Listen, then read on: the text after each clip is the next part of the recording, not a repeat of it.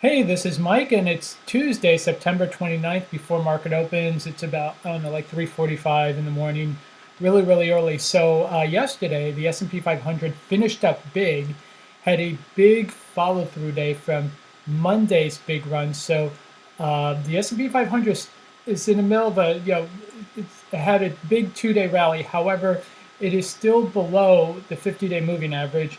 And like I've said before, I'm not buying anything while the S&P 500 is below the 50-day moving average. I'm just putting together a watch list, and I'm doing cash secured puts. So if a stock drops, I get to acquire that stock at a price that I like.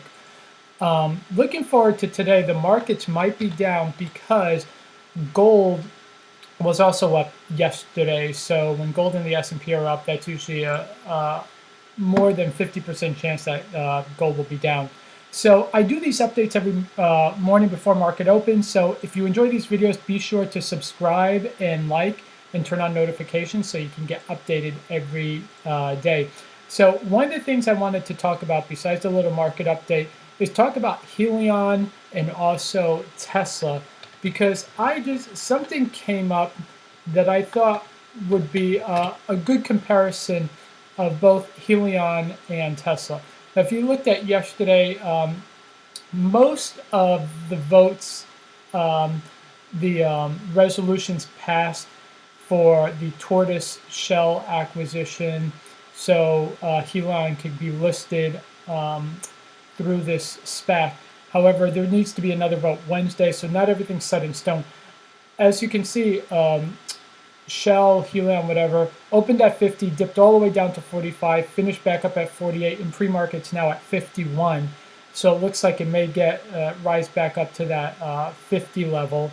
And Tesla, of course, has been rocketing up really well, even though it's down a little bit today, but it's been moving up really well. But the thing I want to talk about is, people may be wondering, well, should I get Tesla or should I get Hyliion? And I think a great comparison is that Tesla is like Apple when it comes to computers and stuff, because with Apple, it's a premium high-end product, and you get the hardware and the software when you buy an Apple product. It's like literally you see the Apple logo on the product, and the product sells at a premium. However, the thing about Apple is that Apple does not have the dominant market share of computers.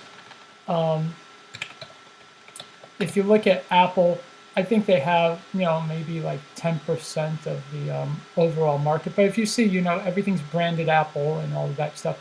Now, Hyliion is a little different because Hyliion does not make the commercial truck. They actually make the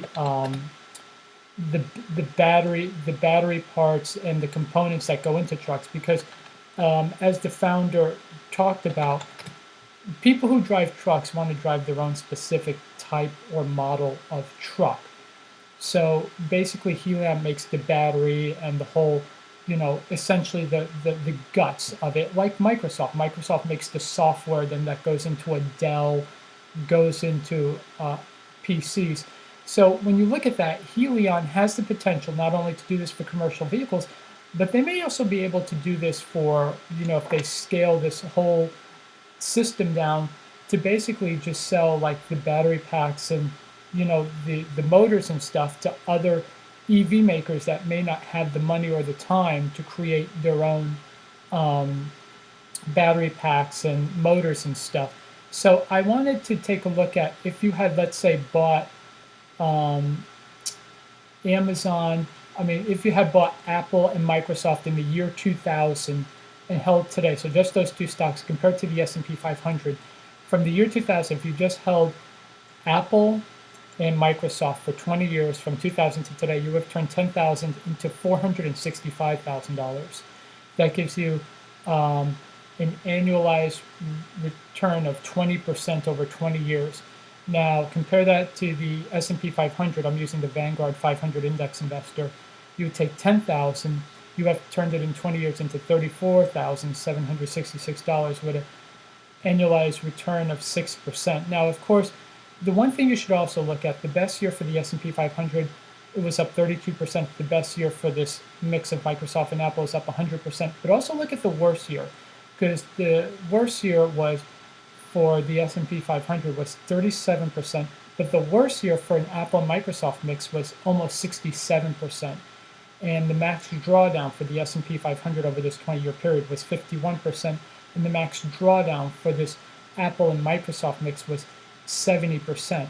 So if you do plan on holding, a Tesla and Hyliion mix, just be aware that this combination, you could get a 70% drawdown. Just don't get freaked out by it. In fact, use the drawdowns as an opportunity to buy more of, either Hyliion or Tesla. But I do think the Apple Microsoft comparison is pretty valid, because when you look at EVs, they're going to become the dominant way that cars are manufactured, because gasoline engines are being outlawed. In fact, California is banning the sale of gas-powered vehicles by 2035, and the European nations, I think they're moving even faster. By 2030, there's probably going to be no gasoline-powered cars available in the European Union, and it's probably going to be the same way in the UK. So right now, Tesla is so far ahead of everyone else.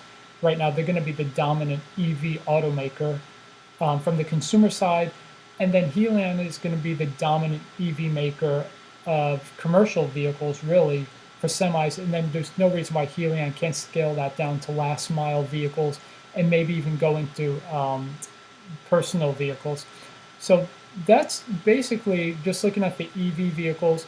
I just wanted to highlight the the Tesla, Hyliion, Microsoft, Apple comparison. So just look at some other stocks. I want to talk about GameStop, because I am into GameStop, and it was kind of flat up a little bit. It's in after hours up to 10:35. I'm really bullish on this company. I'm doing cash secure puts at the 9.5 strike that's expiring Friday. I almost hit my target 50% profit on that, and hopefully I will do a cash secure put for next week and do that at the 30 delta. The 30 delta might be 9 or 9.5. I don't know yet. But I really like GameStop, and I do think when we hit above the 50% moving average on the S&P 500, GameStop is one of the stocks that is really going to make a run. Also, just a couple of other stocks that you may just want to look at: Shopify and Etsy. Shopify, has been doing really, really well. If you don't know, Shopify is a platform for e-commerce, like independent e-commerce makers. And with the holiday season coming up, there's probably going to be a lot of business. The fourth quarter is always a monster year for these e-commerce companies, and I think the same is going to apply. Since Shopify is down, when the market starts running in November and December, I think Shopify is going to do really, really well. And also another sort of platform is Etsy. Etsy is when you create your own crafts and then you sell them online on Etsy. It's kind of like a Shopify, but you don't have your own website. I think the fourth quarter is going to be massive for Etsy as well. Etsy is looking a little better than Shopify. So you definitely want to put Shopify and both Shopify and Etsy on your radar. I'm going to talk more as the S&P 500 crosses the 50-day moving average going into the Santa Claus rally in November, December. I'll talk more about what stocks that you should really take a look at. But right now, definitely the three that I'm looking at are GameStop, Shopify, and Etsy. So I hope you enjoyed this video. If you did, be sure to like, share, and subscribe. And I will be coming out with these videos before market open every day, and special reports on weekends, okay? Thanks. Bye.